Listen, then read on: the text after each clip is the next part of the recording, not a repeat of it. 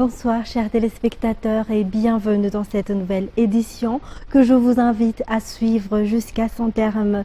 À la une de l'actualité, 7 février 2009, 7 février 2026, cela fait aujourd'hui 17 ans depuis que des héros ont perdu la vie à Butrouch lors de la lutte du 7 février. Le sacrifice consenti par ces combattants en 2009 reste gravé dans le cœur des patriotes et ne sera jamais oublié.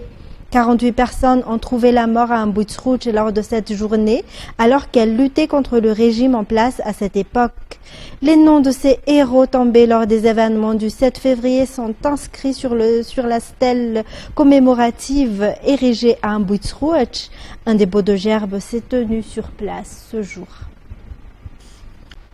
Et on poursuit par les faits divers. 3 hommes ont trouvé la mort après avoir été brûlés vifs par des habitants le 4 février dernier à Tsaraounen, commune de Souanidjaren, district de Vakna Karach. Ils étaient soupçonnés d'être impliqués dans le meurtre d'une femme enceinte ainsi que de l'extraction du fœtus afin d'en prélever les yeux. D'autres complices présumés sont toujours activement recherchés. À titre de rappel, le vindicte populaire est puni par la loi. Détails sur les images de Nzaran Jiansou. Accusés d'être responsables de la mort d'une femme enceinte et de l'extraction du fœtus pour en prélever ses yeux, ces hommes n'ont jamais eu le temps d'être jugés. La colère de la population a conduit à cette violence extrême. 3 vies perdues, une communauté satisfaite et des citoyens choqués. Même si la colère est compréhensible, le vindicte populaire est dangereux et illégal. Il peut conduire à des erreurs irréversibles et à des pertes humaines. Il existe en effet d'autres cas où de simples rumeurs suffisent à déclencher le vindicte populaire. La seule façon de protéger nos communautés est de respecter la loi et de laisser la justice faire son travail, même si l'on reconnaît que la confiance des citoyens envers la justice a diminué ces derniers temps. Il revient donc à la justice et aux forces de l'ordre de tout mettre en œuvre pour restaurer cette confiance et ainsi prévenir des tragédies de ce genre. Et une série d'homicides a été enregistrée ces derniers jours à Elville, dans le district de Nosy-Be. Face à cette situation, des opérations de sécurisation ont été menées sur place, permettant l'arrestation de 7 suspects par les forces de l'ordre. Par ailleurs, le port obligatoire d'une carte d'identité est désormais exigé pour toute personne circulant la nuit à Nosy-Be, conformément aux mesures prises par les autorités locales. Radraman Zatouf pour plus de détails. Il ne s'agit pas d'actes de banditisme, mais d'homicides liés à des motifs spécifiques survenus récemment à Nosy-Be. Toutefois, les détails restent couverts par le secret de l'enquête, selon les déclarations des forces de l'ordre. Face à cette situation, des mesures de sécurisation ont été mises en place, accompagnées de l'ouverture d'enquêtes judiciaires. À ce stade, 7 personnes ont déjà été interpellées. Certaines d'entre elles ont été trouvées en possession de preuves matérielles, tandis que d'autres ont été citées et impliquées dans ces affaires. Les investigations se poursuivent et d'autres individus sont encore recherchés, précisent les forces de l'ordre. Les personnes interpellées seront présentées devant le parquet. Et en santé, des formes graves de la Mpox peuvent apparaître selon les explications des médecins. Les enfants âgés de moins de 5 ans, les femmes enceintes et les personnes vivant avec le VIH-Sida figurent parmi les populations les plus exposées au risque des complications. Face à cette situation, la prévention et la vigilance restent les principaux moyens de protection, insistent les professionnels de santé, qui recommandent également de consulter rapidement un centre de santé en cas de symptômes. Toujours un reportage de Radraman Zatouf. Les formes graves de la Mpox peuvent se manifester de différentes manières selon les explications d'un médecin.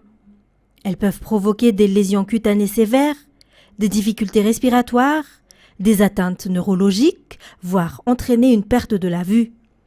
Chez les femmes enceintes, la mpox sous forme grave peut également conduire à des complications importantes, pouvant aller jusqu'à la perte du fœtus, toujours selon les professionnels de la santé. Les médecins appellent la population à respecter strictement les mesures barrières afin de prévenir la propagation de l'épidémie. Ils insistent également sur la nécessité de se rendre immédiatement dans un centre de santé dès l'apparition de signes ou de symptômes suspects.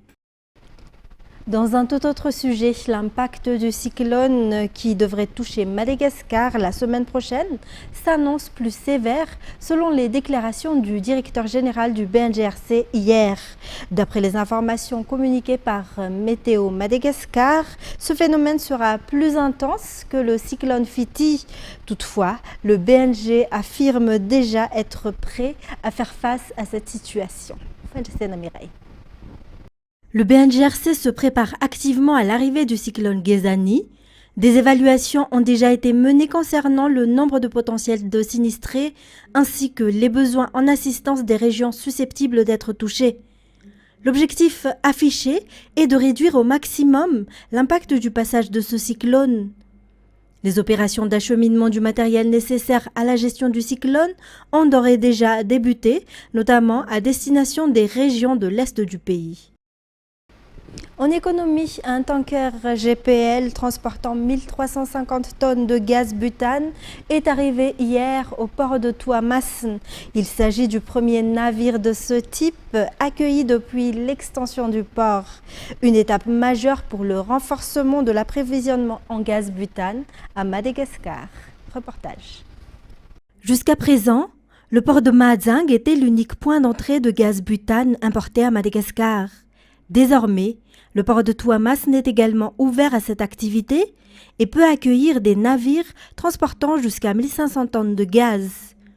Cette première livraison a été assurée hier par un tanker GPL en provenance des États-Unis avec à son bord 1350 tonnes de gaz butane. Au-delà de la résolution des difficultés liées à l'approvisionnement de ce produit essentiel, l'extension des infrastructures devrait également générer des emplois au profit des populations locales. Selon les données communiquées par l'Office malagasy des hydrocarbures, la consommation de gaz butane à Madagascar enregistre actuellement une croissance annuelle de 7%. Il est désormais possible d'acheter un ticket d'abonnement auprès de la SMGD à Tsaralalan pour les automobilistes qui ne souhaitent plus payer le stationnement à chaque arrêt via les eurodateurs, selon les responsables de la SMGD. Le paiement peut également se faire par Mobile Money. Par ailleurs, la SMGD annonce être actuellement en train de réorganiser les espaces de stationnement réservés aux motos. Détails sur les images de Nzar Ranjansu. L'arrêté municipal 048, publié le 10 novembre 2015, encadre le stationnement des véhicules dans la capitale d'Antananarivo. Il définit les zones payantes, identifiées par des marquages blancs et jaunes. Les zones blanches sont accessibles à tous les usagers de véhicules avec un tarif à partir de 500 arrières du lundi au samedi de 7h à 18h. Les automobilistes ayant besoin d'un stationnement quotidien et permanent peuvent opter pour un ticket d'abonnement de 75 000 arrières utilisable dans tous les parkings payants, rappelle Tinarasam Manantsu, coordonnateur du SMGD. Les frais de stationnement peuvent être réglés en espèces, mais aussi via Mvoul et Orange Money. Les marquages jaunes, quant à elles, sont des emplacements réservés, loués annuellement, soit par les riverains, soit par les boutiques. Le tarif est fixé à 1 million d'arrières par véhicule pour les particuliers et à 2 100 000 arrières par véhicule pour les emplacements destinés aux commerçants. Lorsqu'un particulier souhaite stationner sur une place jaune, il doit disposer de la carte correspondante attestant l'autorisation d'occupation. La SMGD rappelle les bénéficiaires de parking réservés à s'acquitter de leurs redevances pour ceux qui ne l'ont pas encore fait. Des sanctions sont prévues en cas de non-respect de la réglementation. Les amendes varient de 12 000 à 600 000 arrières. Les contrevenants disposent d'un délai allant jusqu'à 17 heures pour régler leur amende auprès de la SMGD. Certaines infractions peuvent conduire directement à la mise en fourrière du véhicule. Il s'agit notamment de l'accumulation de 3 avis de contravention impayés, du non-paiement d'amende depuis plus de 45 jours, du stationnement prolongé de plus de 15 jours sur la voie publique, du stationnement sur les trottoirs, du lavage de véhicules sur la chaussée, du double stationnement, du stationnement devant les portails, les bacs à ordures ou les passages piétons, du stationnement dans des zones dangereuses, ainsi que de l'absence de prise en charge d'un véhicule en panne sur la voie publique. Pour terminer les actualités locales, la FGKM Internet Fitaïn procède actuellement à l'extension de son église. Le nombre de fidèles ne cesse d'augmenter et atteint aujourd'hui près de 6 000 personnes, selon le pasteur de la paroisse.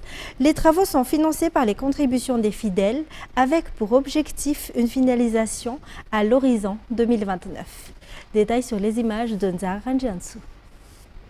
Fondée en 1869, la paroisse FGKM Internet Fitaïn, située dans le 6e arrondissement, s'apprête à franchir un cap important de son histoire.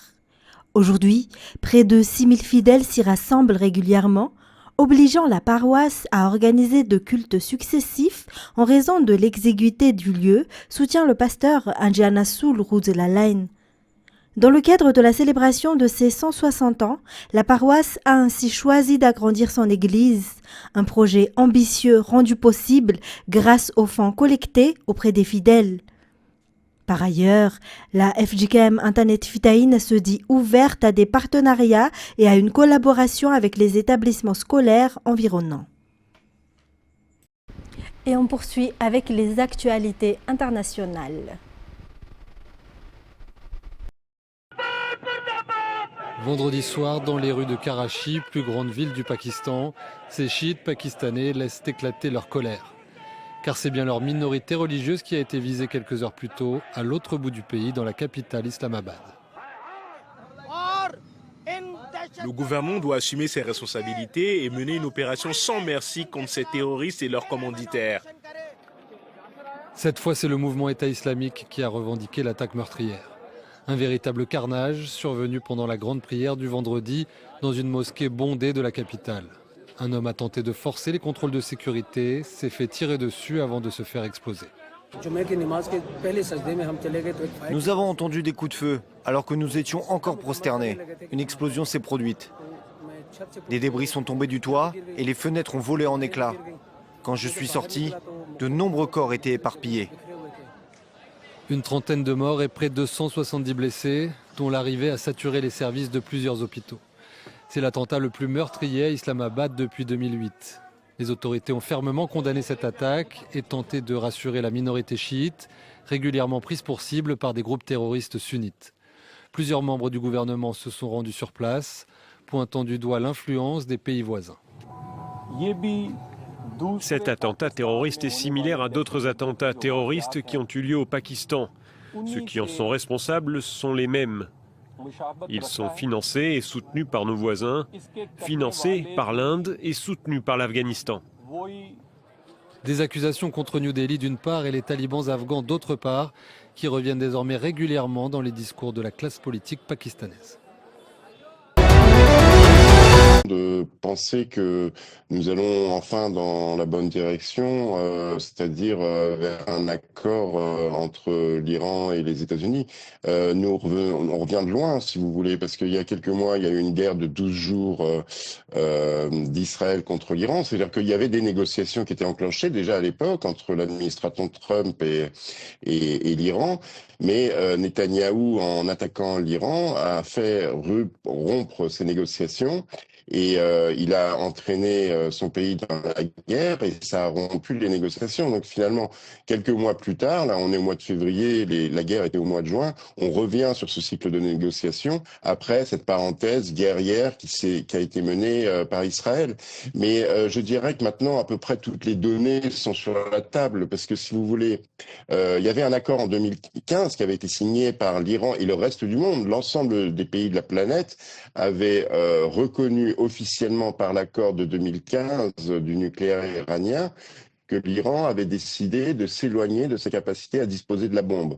Ça veut dire que le monde entier, hein, les grandes capitales, Moscou, Pékin, Londres, Washington, même à l'époque d'Obama, Paris, Berlin, etc., avaient signé cet accord en reconnaissant que il fallait maintenant lever les sanctions contre l'Iran parce que l'Iran avait apporté la preuve que il ne voulait pas de la bombe nucléaire. Et finalement, 2 ans après, Trump a dit moi tout seul, je suis capable de faire un meilleur accord de nucléaire avec les Iraniens. Donc il a rompu l'accord que le monde entier avait signé et il a dit à moi tout seul, je suis capable de faire mieux. Donc, Et maintenant, il est dans une situation inextricable, si vous voulez, parce que il voit bien que la marge de manœuvre est faible. Des frappes militaires, ça pourrait entraîner une escalade dans la région, une déstabilisation régionale. Une décapitation du régime, ça pourrait entraîner un chaos et une guerre civile. Donc, il ne reste que la solution de la négociation. alors, La tentative d'assassinat a eu lieu vendredi matin dans cet immeuble de Moscou, là où habite la victime, le général Vladimir Alexeyev, hospitalisé dans un état grave après avoir été touché de plusieurs balles au niveau des bras, des jambes et de la poitrine. L'assaillant qui a pris la fuite attendait cet adjoint du renseignement militaire devant son appartement. C'est au moment où il est sorti pour se rendre à son travail que les voisins ont entendu les coups de feu. J'ai entendu la voisine crier à l'aide, elle a ensuite appelé la police. D'autres voisins se sont précipités dehors. Ils ont demandé s'ils devaient appeler une ambulance et la police, mais elle l'avait déjà fait. Ce qui s'est passé est terrible, et encore pire que cela se soit produit dans l'entrée de notre immeuble. Je suis partie de chez moi ce matin, et il y avait beaucoup de policiers armés. Rapidement arrivés sur les lieux, les enquêteurs ont notamment saisi les caméras de vidéosurveillance. Mais pour les autorités russes, l'identité des commanditaires de cette exécution est toute trouvée. Cet acte terroriste a une nouvelle fois confirmé que le régime Zelensky se concentre sur des provocations constantes, visant à perturber le processus de négociation.